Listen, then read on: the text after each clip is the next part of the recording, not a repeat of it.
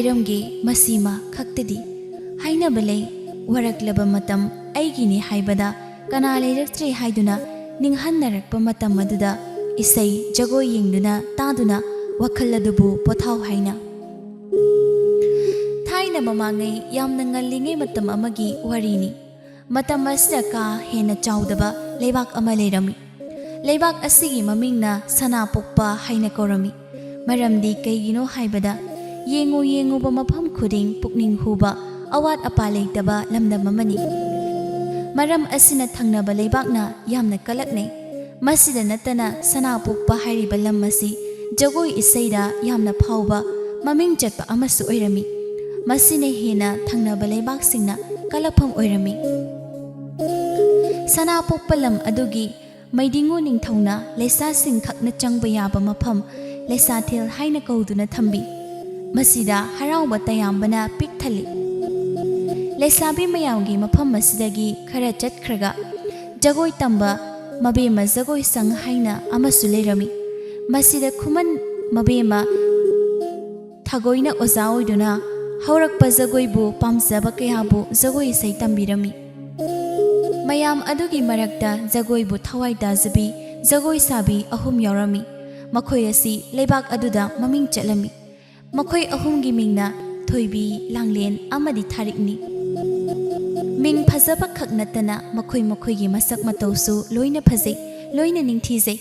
yengi khuding pukning huba pakhang kayana ngaunaba oirami nungdilgi matam oirakle mi pong kayana pothanaba matamni adubu makhoi ahumdi pothade jagoi tamba haudringaida singju chasi haiduna jagoi sang aduda singju chaduna lerami langlen mata thoibi de yengna asumna hairakli ita thoibi hangjit pangthokadoriba jagoi asidadi nangna mako khara chingo jagoi mafam khuding aitana sumak chingduna taleiri ayengba singna yengde soyina sonaramba tai thoibi matagi wa adubu taraga nokmi maithongda sumna hairakli hoida kaigi itana haigrabu aina yaroi thoibi aina jagoi makokse chingbatana miyamna sonariba miyamgi ithil adubu aina uruduna khangda uda saduna aina makokse chingo yauna chingdabani mayamse prok saknanaba haiduna aina adubu hangjit asidi ai soidana makok chingbatare mata anigi wa adubu taraga tharik ado nokmi tawna asumna amu hairakli aduni yamna phaine ita thoibi kumhai amu yengba taraidana tawriside ita langlen hantak matang sidi khullasi ita thoibi na thakhaon tawri asi haina makhoi ahum wa amu nokmine yamna harauba amada makhoi punna lai asumna leiringai makhoibu jagoi tangpi thagoi adu lakduna makhoi gi manak nakna phamduna asumna hairakli noi ahumsi kamdawbuno khangdi noktana haraudana tale noi hek laktabada jagoi sangasi ichik hekchi noina laklaradi makha taba angang singsu loina heklai adunane noi numit khudingi laknaba tawne oza ekhoise kaigino khangdi jagoi tamba masidabu laklaba haraubana hana hekta thalle yumda lehoba phibamado kakthokpa ngami jagoi gi miyaise angakpan swaida ya higatlise yum yobaga swai mangki thoibi mana tapna hairakpa wafamni magi wa dubu taraga langlen mahakna amuk makha tarakli asumba wafamni ozabu thoibi na hairiba wafamse maramdi oza miyamna jagoi tambi jagoi sabi ekhoise matam chupada harauna nungaina ta leiboiningduna lei adubu ekhoina manungda wariba mayamse makhoi kana amatana di khangde ubide makhoina ekhoidei uriba haibabu mapal thonggi sakpham asi khakni harauna leiba chunguriba sinpham asi ngaknaba leiba sibudi moina uriba thagoi magi angang singna hairiba wa adubu taraga achumbani haina khali aduna makok numdana makhoi ahum khak nattana leiriba mayam adubu sutana bagi maungda asumna hairakli chumi noina hairiba wafam khuding loina chumi aranba haibado machet ama yaudi leiriba lam asida hingnariba miyoi singna jagoi sabi ekhoibu matam chuppada harauta yamna leibo oina ningi amadi langduna leithokpa tawna makhali maramdi kaigino hairaga Jagoi sabi ama oina aikhoina mayambu thengnaba ngamnaba hotnaba sina maram oiduna aduna oza ama oina aina nakhoi mayamda hainingbani atai natte jagoi saba khaknatana matam chuppada cheksinna wangang haina ngangba thakha naina hauna lonjet kaidana layuko nakhoi mayam hoi haibagom leiba mayamado makuk nomi adom tawna mahai mayamado jagoi tamiba adomda loina mayon sinkre nakan namadana amuk kamdauri pakhang sang haiduna leiba pakhang khakki oiba sangaduda pakhang macha makhoi mayam ama khulai tambayaw phunaba thangta tambayaw tawduna lei mayam asi marakta thauba chaurel amadi pore makhoi ahum su yauduna leirami chung phiral jaba nupa da nupa manba hek ubada nupa thokna phajaba oina leirami makhoi asi leisabi ahum asiga chahi amatani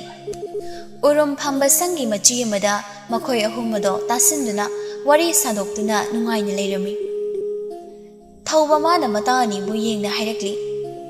mabamsida ekhoigi ithosi hek loirambaga ekhoi leisa sanglomda chattuna makhoi humdo lumusiko phajabada mapalai ti taw moi humdo kai khupajanu khangde poirei tapna ekhoi humse moi humbo nimit khudingi lumba chatpada matamse lemna manglabani minasu ekhoi humgi maramda wayam ngangnarabani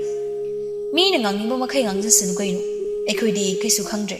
aina pamjaba nupi phangraga loire haina khali pakhangna leisabi lumba chatana nupi thiraba nupana lumba chatkadro haibanida masida ekhoi bu yengsinduna ngangnariba makhoido angakpan chaurel mahangna tapna makha samtharakpa wafamni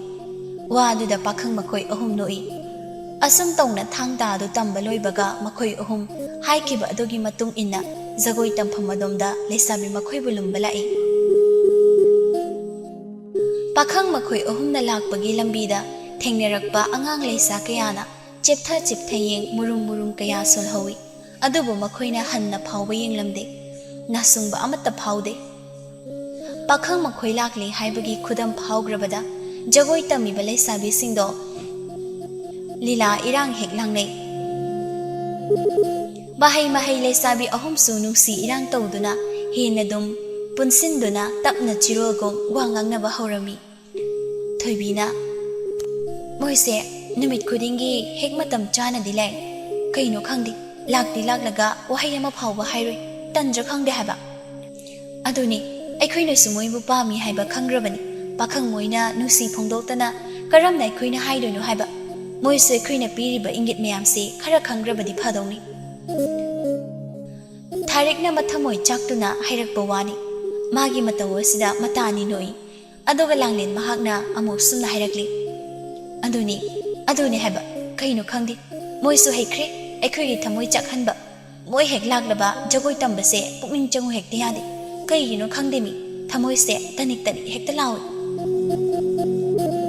makhoi ahumna nupa moibu yengna wangangna badubu taraga nokmi tawduna lei pakhang makhoisu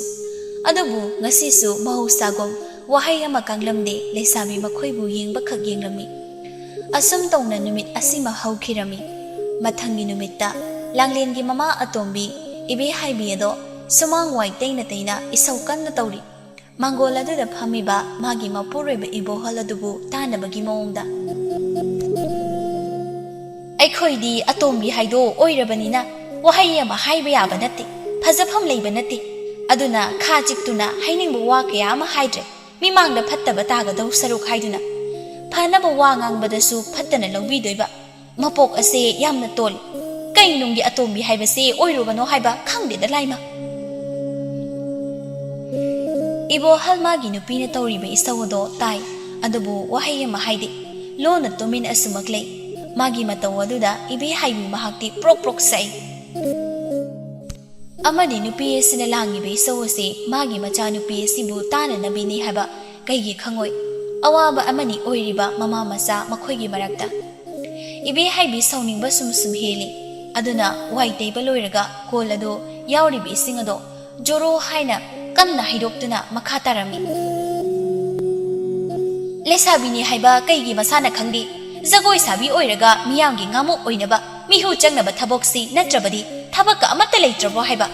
Imai pema aikhoidi inase pangdi haiduni mina ngangnabasi taba haiba ngamde. Ichani haibagi tumina leirabani migi masago oiramlabadi tindum sichanbirani. Magi nupi ka henba wangang aduda ibohol makhatana asumak phamduna leithokpa ngamje. Aduna nupi mahak putahanaba asuna khol warapna hairakli. Nupi nangna haridu kaino ha nangna haridu nangna ngangiba mayamdu tawa yadre. Icha nupi dani haiba mapa aina khang. Ichagi michang changbagi wa nati aina khumakpase. Hayo kaigino haiba. Icha sina jagoi tambasi kayam yamna nangonda kaide. Miyamna ichagi maramda kai hainare. Icha sina phattaba mina ngangnaba yaba thabak kai tawre hayo. Ahoina do magi nupana mangonda onsinduna ngangakpasida ibi haibedo sauningba lori. Aduna makhol thokna gam laktuna magi mapurebagi manakta git phamduna asumna hairakli. Nate moi mapagi se engono onsinduna chebiriba kaiduro tawnu mapa adum tawnu nangna engonda seiba se taraga nangi nasa jagoi sabi asina machin khumduna noklamdoini. Aina ngangrise mabu pharasuno haiduna ngangman adubu manara tade masigi mathakta moi mapana mu nasagi michang changradi aidi nasa nupi asina mi oina thabiraroi. Hai nupi kaigir nangna nasa nupi si asuk yamna yengsilibase mama ma oina masa sibu phaningduna cheiba khon nate mitop amagom ngangbagi surama yaw masidani aina sauriba. Mama nangna tathi tawrabadi nasa si mina nushigidro mina nushigidro ha hayo nokpu noksaningdra ho nabi ma aina yumsida lakpadagi natro lekai miyamna imung asida bebar thamibase hane imung se karamba moongda leirami kaigi khangde moi mapana ha nasa nupi asina miyamgi minok maisa sangdana jagoi saba chatpa ngamise ai leibagini. Ibi haibi magi chillase lekai asida panaba ngamba nate aduna tuminna leire mapuroiba mahaksu ngasaide tuminna tarambani mama mapa makhoina laungnabadubu taba haiba ngamaktre aduna kaptuna leiribani makhol thokna pena langlenado. Imha nang leiramnadi ngasina chaina nungaitribase tawrnoiko kaigino nasaibu imara thadoktuna chaliba kaigino chatpada aibusu pubiramba yadabro yam ware imara na chaibu thadoktuna chatkibadai na chayam ware ma. Kaptuna haisaba wahai kharani langlen mahakna mabukning aduda adubu asumna kaptuna leibagi matam nate thabak inkhang tawgadaba magi mathau yamna lei. Adubu mapido taithoktuna tawdaba yaduduna mahak mangolomna thorakdi. Ibi haibido masa thorakpa ubada phet lauramduna imungna grong sangki madu phawba kaisu tawdaba saduna nokmi ba maithongda asumna mapagi manakta laktuna hairakli. Baba kay hensang thongo haibano ngasidi baba na chaning baba nasai na thongge baba. Isa na saning boy na thong ipagi langlen ipadi ichana thongbodo adumak iyada yare ihawda hawre hawtaba leitine. Mapagi wa aduda pensaba oirami langlen adubu nok phet tawna adudi baba na pamsabado oina aina khangna thongge baba ai thaba inkhang mayamse sasat amukta loisinge hayengdi lampaka chawbada ningthau yauna jagoi le nasagi jagoi ni aduna baba nangsu yengba laktawni ko aidi laktaba yaroi haisini. Isagibu mapa aina laktaba numit yawbro ha aina chatkani ipa ai lakani adubu ipana hainingba wani ngasi phawba ichana akaiba mata tawde adubu matung darakpada tawdanaba ichana tawko nang nupi nangna khongthang khajik soibada soidana minok maisa ngangnagani aina harise gyan tawko langlen makuk nomi hoi haibagom aduga sumna hairakli. Baba nasa pumnamag asi haina singna khangna chali baba na yadaba thabak na chaina kaidongna tawde nasa aina hena leibak asi miyamna karamba miyingi haiba khangna chalido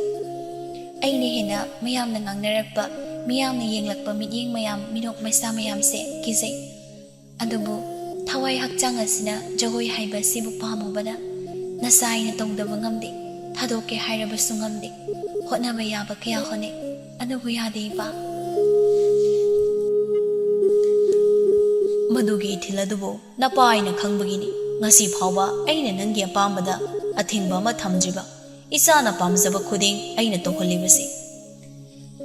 ꯃꯄꯥ ꯃꯆꯥ ꯃꯆꯤꯟ ꯃꯅꯥꯎ ꯍꯥꯏꯕꯁꯤ ꯆꯞ ꯍꯦꯛꯇ ꯃꯥꯟꯅꯕꯅꯤ ꯏꯊꯤꯜ ꯏꯍꯨꯜ ꯑꯗꯨꯅ ꯃꯄꯥ ꯃꯆꯥ ꯑꯅꯤꯗꯣ ꯑꯁꯨꯝꯅ ꯉꯥꯏꯍꯥꯛ ꯋꯥꯔꯤ ꯇꯧꯔꯒ ꯃꯥꯒꯤ ꯃꯊꯧꯔꯣꯝꯗ ꯃꯥꯏ ꯑꯣꯟꯁꯤꯟꯈ꯭ꯔꯦ ꯑꯁꯣꯝꯗꯅ ꯀꯝꯗꯧꯔꯤ ꯅꯤꯡꯊꯧ ꯀꯣꯟꯗꯒꯤ ꯅꯤꯡꯊꯧ ꯑꯗꯣ ꯋꯥꯅ ꯃꯊꯥ ꯁꯥꯅ ꯂꯩꯔꯝꯃꯤ ꯃꯥꯒꯤ ꯃꯄꯨꯔꯣꯏꯕ ꯅꯤꯡꯊꯧ ꯑꯗꯨꯅ ꯃꯊꯥ ꯁꯥꯕꯗꯨꯕꯨ ꯎꯔꯒ ꯂꯩꯃꯔꯦꯝꯕꯤ ꯑꯗꯣ ꯃꯅꯥꯛ ꯅꯛꯅ ꯆꯪꯁꯤꯟꯗꯨꯅ ꯑꯁꯨꯝꯅ ꯍꯥꯏꯔꯛꯂꯤ ꯏꯅꯤꯡꯊꯧ ꯀꯩꯗꯧꯕ ꯌꯥꯎꯔꯕꯒꯦ ꯃꯥꯏꯊꯣꯡꯃꯛ ꯃꯛꯁꯤꯟꯅ ꯄꯨꯛꯅꯤꯡ ꯂꯩꯇꯥꯗꯅ ꯂꯩꯔꯝꯂꯤꯕꯁꯤꯕꯣ ꯏꯅꯤꯡꯊꯧꯒꯤ ꯑꯗꯨꯒꯨꯝꯕ ꯃꯥꯏꯊꯣꯡꯗꯣ ꯑꯩꯗꯤ ꯌꯦꯡꯕ ꯉꯝꯗꯦ ꯅꯅꯥꯏ ꯅꯨꯄꯤ ꯑꯩꯉꯣꯟꯗ ꯇꯥꯛꯄꯤꯌꯨꯕ ꯃꯥꯒꯤ ꯅꯨꯄꯤꯒꯤ ꯋꯥ ꯑꯗꯨꯕꯨ ꯇꯥꯔꯒ ꯅꯤꯡꯊꯧ ꯑꯗꯣ ꯑꯁꯨꯝꯅ ꯍꯥꯏꯔꯛꯂꯤ ꯂꯩꯃꯔꯦꯝꯕꯤ ꯅꯪꯕꯨ ꯄꯥꯎ ꯑꯁꯤ ꯇꯥꯗ꯭ꯔꯤꯕ꯭ꯔꯣ ꯅꯤꯡꯊꯧ ꯑꯩꯅ ꯋꯥꯔꯤꯕꯁꯤ ꯃꯔꯝꯁꯤ ꯀꯩꯒꯤ ꯅꯪꯅ ꯈꯪꯗꯦ ꯉꯥꯛꯄꯤꯒꯅꯤ ꯅꯤꯡꯊꯧ ꯍꯥꯏꯕꯤꯌꯨꯗꯣ ꯅꯅꯥꯏ ꯑꯩꯉꯣꯟꯗ ꯀꯩꯕꯨꯅꯣ ꯍꯥꯏꯕꯗꯣ ꯃꯌꯦꯛ ꯁꯦꯡꯅ ꯑꯃꯨꯛꯇ ꯏꯁꯦ ꯂꯩꯃꯔꯦꯝꯕꯤ ꯅꯪꯕꯨ ꯀꯗꯥꯏꯗ ꯂꯩꯔꯨꯕꯒꯦ ꯑꯁꯨꯛ ꯂꯨꯕ ꯄꯥꯎ ꯑꯁꯤ ꯅꯪꯅ ꯀꯩꯒꯤ ꯇꯥꯗꯦ ꯁꯦ ꯃꯨꯟꯅ ꯇꯥꯎ ꯑꯩ ꯋꯥ ꯍꯥꯏꯒꯦ ꯊꯪꯅꯕ ꯂꯩꯕꯥꯛ ꯅꯤꯡꯊꯧꯅ ꯑꯁꯨꯝꯅ ꯍꯥꯏꯔꯛꯂꯤ ꯀꯩ ꯍꯥꯏꯅ ꯍꯥꯏꯔꯛꯂꯤꯕ ꯏꯅꯤꯡꯊꯧ ꯂꯥꯟ ꯄꯥꯡꯉꯨ ꯍꯥꯏꯔꯛꯄ꯭ꯔꯥ ꯅꯠꯇ꯭ꯔꯒ ꯂꯥꯟ ꯇꯧꯁꯤ ꯍꯥꯏꯔꯛꯄ꯭ꯔꯣ ꯑꯇꯩ ꯅꯠꯇꯦ ꯂꯩꯃꯔꯦꯝꯕꯤ ꯖꯒꯣꯏꯒꯤ ꯀꯨꯝꯍꯩ ꯑꯃ ꯇꯧꯁꯤ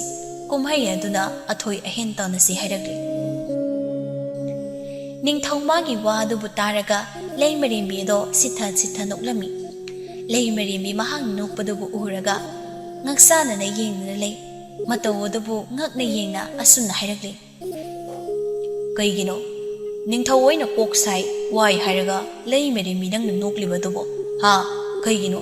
ꯑꯗꯨꯕꯨ ꯍꯥꯏꯌꯨꯅꯦ ꯀꯩ ꯃꯔꯝꯒꯤꯅꯣ ꯍꯥꯏꯕ ꯂꯩꯃꯔꯦꯝꯕꯤ ꯑꯗꯣ ꯀꯦꯅ ꯋꯥ ꯃꯈꯥ ꯇꯥꯔꯛꯂꯤ ꯀꯩꯒꯤ ꯈꯪꯗꯦ ꯅꯤꯡꯊꯧ ꯊꯪꯅꯕ ꯂꯩꯕꯥꯛ ꯑꯗꯨꯅ ꯍꯥꯏꯔꯛꯄ ꯋꯥꯗꯣ ꯑꯔꯨꯕ ꯋꯥꯐꯝ ꯑꯃ ꯅꯠꯇꯦ ꯑꯔꯥꯏꯕ ꯋꯥꯐꯝ ꯑꯃꯅꯤ ꯑꯩꯈꯣꯏꯒꯤ ꯂꯩꯕꯥꯛ ꯑꯁꯤꯗ ꯖꯒꯣꯏ ꯁꯥꯕꯤ ꯏꯁꯩ ꯇꯝꯕꯤ ꯅꯍꯥ ꯃꯌꯥꯝ ꯑꯃ ꯂꯩ ꯍꯥꯏꯕ ꯑꯗꯨꯅ ꯋꯥꯅꯤꯡꯉꯥꯏ ꯑꯣꯏꯗꯦ ꯋꯥꯐꯝ ꯊꯣꯛꯇꯕ ꯃꯔꯝ ꯑꯃꯗ ꯀꯔꯤꯁꯨ ꯅꯠꯇꯅ ꯏꯅꯤꯡꯊꯧ ꯅꯪꯅ ꯃꯊꯥ ꯁꯥꯖꯤꯟꯗꯨꯅ ꯂꯩꯕꯗꯨꯒꯤ ꯅꯅꯥꯏ ꯑꯩꯅ ꯅꯣꯛꯂꯤꯕ ꯋꯥꯍꯩ ꯑꯗꯨ ꯇꯥꯕꯗ ꯋꯥꯈꯜ ꯂꯧꯁꯤꯡ ꯊꯣꯛꯂꯝꯗꯕꯗꯣ ꯋꯥꯈꯜ ꯑꯃ ꯂꯥꯛꯂꯤ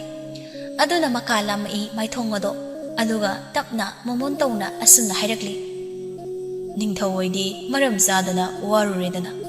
ꯑꯗꯨꯗꯤ ꯑꯩꯒꯤ ꯋꯥꯈꯜꯁꯦ ꯂꯩ ꯑꯗꯨꯗꯤ ꯂꯩꯃꯔꯦꯝꯕꯤ ꯑꯩꯈꯣꯏ ꯑꯅꯤ ꯍꯧꯅ ꯍꯣꯔꯦꯟ ꯅꯨꯃꯤꯗꯥꯡ ꯋꯥꯏꯔꯝ ꯑꯗꯨꯗ ꯂꯩꯁꯥ ꯁꯪ ꯆꯠꯇꯨꯅ ꯖꯒꯣꯏ ꯍꯩꯕꯤ ꯊꯤꯔꯨꯁꯤ ꯑꯗꯨꯒ ꯑꯊꯣꯏ ꯑꯍꯦꯟ ꯑꯁꯤꯗ ꯂꯩꯕꯥꯛ ꯑꯁꯤ ꯃꯥꯏ ꯄꯨꯔꯛꯀꯗꯕ ꯑꯃ ꯊꯤꯗꯨꯅ ꯋꯥꯔꯤ ꯁꯥꯔꯁꯤ ꯃꯗꯨ ꯑꯣꯏꯔꯗꯤ ꯑꯩꯈꯣꯏ ꯊꯪꯅꯕ ꯂꯩꯕꯥꯛꯁꯤꯡꯗ ꯃꯥꯏ ꯆꯣꯞꯄꯔꯣꯏ ꯂꯩꯃꯔꯦꯝꯕꯤꯗꯣ ꯃꯣꯃꯣꯟ ꯇꯧꯅ ꯍꯣꯔꯦꯟ ꯑꯁꯤ ꯖꯒꯣꯏꯁꯨ ꯂꯩ ꯅꯤꯡꯊꯧ ꯑꯗꯨꯅ ꯖꯒꯣꯏ ꯌꯦꯡꯕ ꯑꯣꯏꯅ ꯑꯩꯈꯣꯏ ꯑꯅꯤ ꯄꯨꯟꯅ ꯍꯦꯛꯇ ꯆꯠꯂꯁꯤ ꯑꯗꯨꯒ ꯀꯩꯗꯧꯕ ꯌꯥꯏ ꯍꯥꯏꯕꯗꯣ ꯇꯥꯟꯅꯔꯁꯤꯗꯣ ꯑꯁꯨꯝꯅ ꯍꯥꯏꯅꯗꯨꯅ ꯃꯈꯣꯏ ꯑꯅꯤ ꯑꯋꯥꯕ ꯑꯃ ꯀꯣꯛꯇꯨꯅ ꯃꯥꯏꯊꯣꯡꯗ ꯅꯣꯛꯃꯤ ꯇꯧꯗꯨꯅ ꯂꯩ ꯃꯇꯝꯗꯤ ꯍꯧꯈꯤꯕ ꯈꯪꯍꯧꯗꯦ ꯑꯗꯨꯅ ꯅꯨꯃꯤꯗꯥꯡ ꯋꯥꯏꯔꯝ ꯅꯨꯃꯤꯠꯅ ꯆꯤꯡꯌꯥ ꯊꯥꯡꯈ꯭ꯔꯦ ꯏꯪ ꯂꯥꯎꯕ ꯃꯇꯝ ꯑꯣꯏꯔꯛꯂꯦ ꯑꯗꯨꯅ ꯃꯍꯩ ꯄ꯭ꯔꯖꯥ ꯃꯌꯥꯝꯗꯣ ꯖꯒꯣꯏ ꯌꯦꯡꯅꯕ ꯍꯥꯏꯗꯨꯅ ꯃꯍꯩ ꯂꯣꯏꯅ ꯐꯤꯗꯥ ꯑꯃꯃꯝ ꯄꯥꯏꯗꯨꯅ ꯂꯩꯁꯥ ꯁꯪꯂꯣꯝꯗ ꯂꯥꯛꯂꯝꯃꯤ ꯄꯥꯈꯪ ꯂꯩꯁꯥꯕꯤ ꯀꯌా ꯃꯁꯤ ꯎꯅꯩ ꯂꯣꯟꯅ ꯇꯨꯃꯤꯟ ꯀꯅꯥ ꯈꯪꯗꯅ ꯀꯨꯝꯍꯩ ꯑꯃꯅꯤ ꯇꯧꯔꯤꯕ ꯃꯔꯛ ꯑꯁꯤꯗ ꯄꯥꯈꯪ ꯃꯈꯣꯏ ꯑꯍꯨꯝꯁꯨ ꯂꯥꯛꯏ ꯏꯊꯥ ꯊꯥꯖꯗꯅ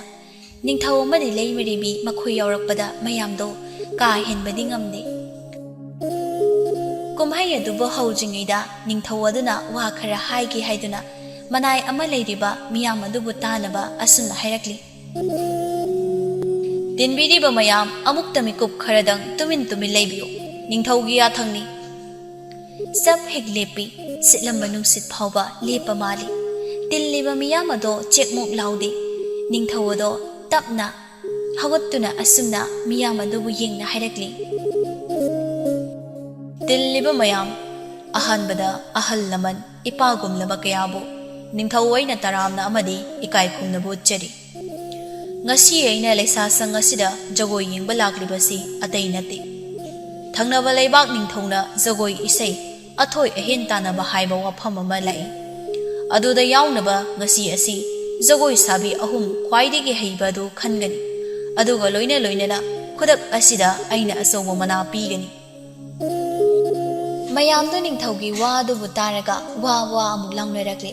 ꯑꯃꯒ ꯑꯣꯟꯁꯤꯟꯅꯗꯨꯅ ꯋꯥꯔꯤ ꯁꯥꯕꯒꯤ ꯃꯤꯅꯤꯜ ꯃꯈꯣꯜꯅꯤ ꯑꯁꯨꯝ ꯇꯧꯅ ꯀꯨꯏꯊꯗꯅ ꯖꯒꯣꯏ ꯑꯗꯨꯕꯨꯁꯨ ꯍꯧꯔꯝꯃꯤ ꯍꯔꯥꯎꯕꯗꯨ ꯉꯥꯏꯕ ꯍꯥꯏꯕ ꯑꯁꯤꯒꯤ ꯄꯨꯡꯐꯝꯗꯤ ꯂꯣꯏꯈꯤꯕ ꯈꯪꯍꯧꯗꯦ ꯑꯗꯨꯅ ꯖꯒꯣꯏ ꯑꯗꯨꯕꯨꯁꯨ ꯂꯣꯏꯔꯦ ꯍꯥꯏꯕꯒ ꯇꯧꯕꯒ ꯉꯁꯤꯁꯨ ꯂꯩꯁꯥꯕꯤ ꯖꯒꯣꯏ ꯁꯥꯕꯤ ꯑꯍꯨꯝ ꯍꯥꯟꯅꯗꯩ ꯍꯩꯗꯨꯅ ꯂꯩꯕ ꯑꯗꯨꯅ ꯇꯥꯔꯝꯃꯤ ꯅꯤꯡꯊꯧꯅ ꯖꯒꯣꯏ ꯁꯥꯕꯤ ꯑꯍꯨꯝ ꯑꯗꯨꯕꯨ ꯑꯆꯧꯕ ꯃꯅꯥ ꯄꯤꯗꯨꯅ ꯏꯀꯥꯏ ꯈꯨꯝꯅꯕ ꯎꯠꯂꯝꯃꯤ ꯅꯨꯃꯤꯗꯥꯡ ꯋꯥꯏꯔꯝꯒꯤ ꯃꯇꯝꯅꯤ ꯂꯥꯡꯂꯦꯟꯗꯨ ꯍꯔꯥꯎꯗꯨꯅ ꯉꯥ ꯊꯣꯡꯗꯨꯅ ꯆꯥꯁꯤ ꯍꯥꯏꯗꯨꯅ ꯇꯧꯔꯝꯃꯤ ꯃꯃꯥꯇꯣꯟ ꯑꯗꯨꯁꯨ ꯉꯁꯤꯗꯤ ꯃꯆꯥ ꯑꯁꯤꯒꯤ ꯈꯨꯠꯇ ꯁꯦꯜ ꯈꯔ ꯂꯩꯈꯤꯕ ꯑꯗꯨꯕꯨ ꯈꯪꯈ꯭ꯔꯕꯅꯤ ꯑꯗꯨꯅ ꯅꯨꯡꯁꯤꯕ ꯁꯥ ꯃꯆꯥꯅꯨꯄꯤꯒꯤ ꯃꯅꯥꯛꯇ ꯆꯪꯉꯛꯇꯨꯅ ꯑꯁꯨꯝꯅ ꯍꯥꯏꯔꯝꯃꯤ ꯏꯃꯥꯒꯤ ꯂꯥꯡꯂꯦꯟ ꯏꯃꯥꯅ ꯅꯪꯕꯨ ꯆꯩꯕꯗꯣ ꯏꯁꯥ ꯁꯥꯎꯒꯅꯨ ꯃꯃꯥ ꯑꯩꯅ ꯏꯁꯥꯕꯨ ꯆꯩꯗꯅ ꯀꯅꯥꯅ ꯆꯩꯒꯅꯤ ꯑꯗꯨꯅ ꯅꯪ ꯀꯩꯁꯨ ꯈꯟꯒꯅꯨꯀꯣ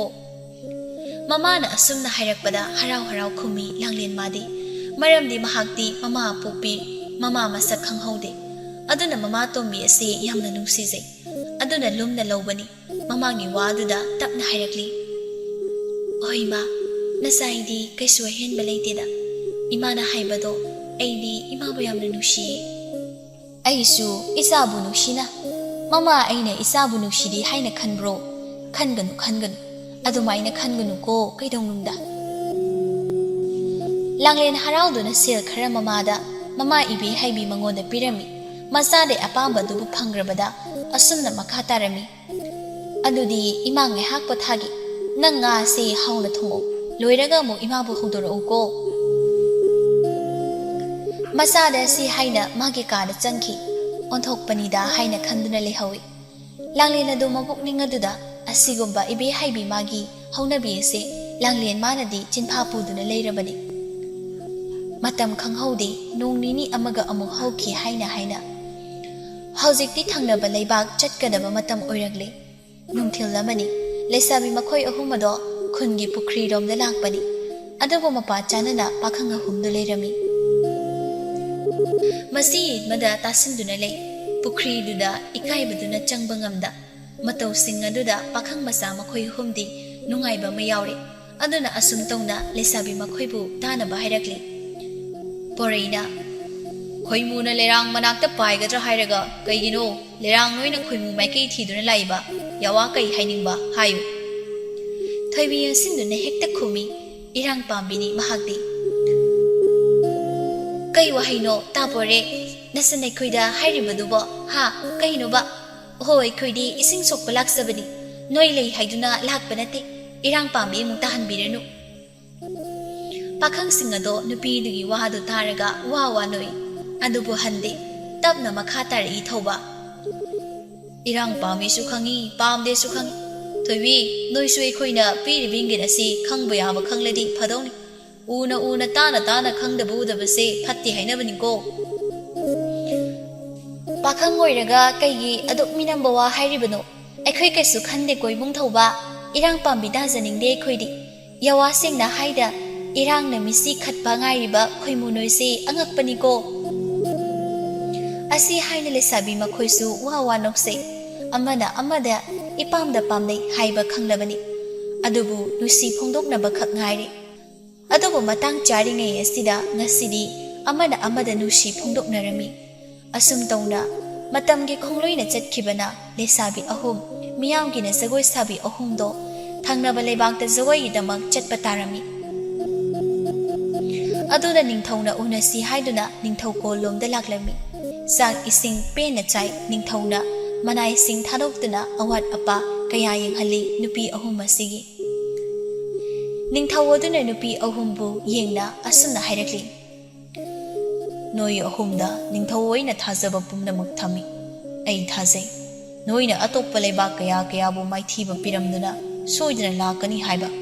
ꯅꯣꯏꯅ ꯃꯥꯏ ꯄꯥꯛꯅ ꯂꯥꯛꯄꯗꯣ ꯅꯤꯡꯊꯧ ꯑꯩꯅ ꯉꯥꯏꯗꯨꯅ ꯂꯩꯔꯝꯒꯦ ꯀꯩꯒꯨꯝꯕ ꯅꯣꯏꯅ ꯃꯥꯏ ꯄꯥꯛꯇꯨꯅ ꯍꯦꯛ ꯂꯥꯛꯂꯕ Noi ya asawa pham ningthawai na khudak asida hapkani aduna thawai tana hono ningthawgi wa adubu taraga thari adu maru rukna asumna hairakli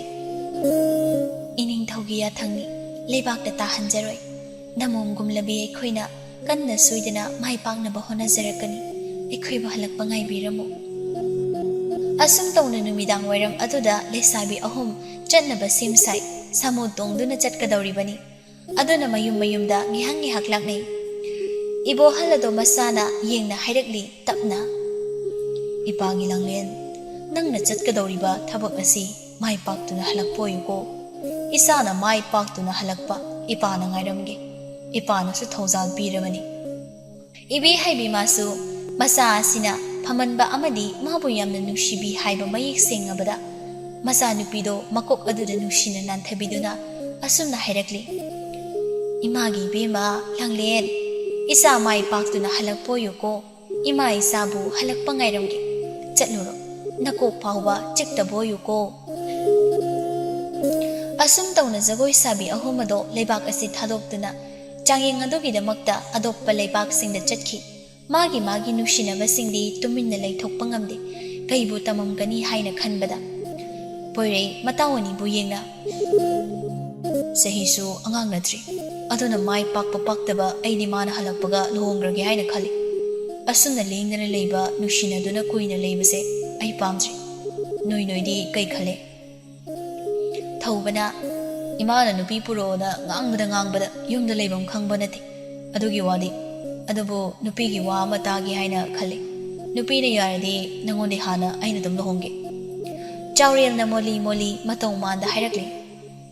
ai sel loina thoknare kai gi su tumina leini aduna isu namdana oirabusu handak matang sida lohongba haina khale yumda mirol ka leitre imaga aiga khak leibase yamna nungaiti harauba wakal amada pakhang singdo loin leirami adubo isorna su makhoi singi awaba mayam asibu urabada jagoi gi namakta chatkhiba lesabi ahum aduna mai pakle aduna nimit kharani gi matungda makhoi halakli sana pokpa lebak ado harau tayambana loiri amuk toiba sana kodungda miyam tiling jagoi sabi ahum adubo matik chamba khurol tamdana ikai khumnabu ulami azawa pham amamam su pirami ningthawaduna asuna hai tilliba miyam su tabiyo haurakliba naha sing su tabiyo aigi inakta lepiba thongna lebi hona ganing khangba icha sing ase munna yengbiyo nakhoi su makhoi dongna hona bakalo thabak aka tawbada ninghanna bayade hona ba lepade punsida maithi banangani aduna kaidawnungda pukning sonthaduna reiganu ningthawna harau manduna sana lupa chaiduna harau tayamba adubu phondokpa oirami matamgi ireye sidi kanana thingbiba ngamde aduna matam khara hauki waduna lakpa ibo halgi punsi macha ningol langlen jagoi sabi asigi mangoldagi awaba kukjerami asum tawna pakhang lesa makhoi ahumado magi nupa nupi sing aduga mathang loina lohongna duda leirami awaba khuding loina koksero isorgi thawjal adudagi asum tawna miyamna jagoi sabi singda yengamba akhuba mityeng ado makhoi ahumna muthattuna haurakliba naha singna magi pamsaba khuding tawbada mama mapa singna ayama loina pirami asum tawna mayamado ingna chikna harau tayamna anaye yawdana nungaya phana pan khirami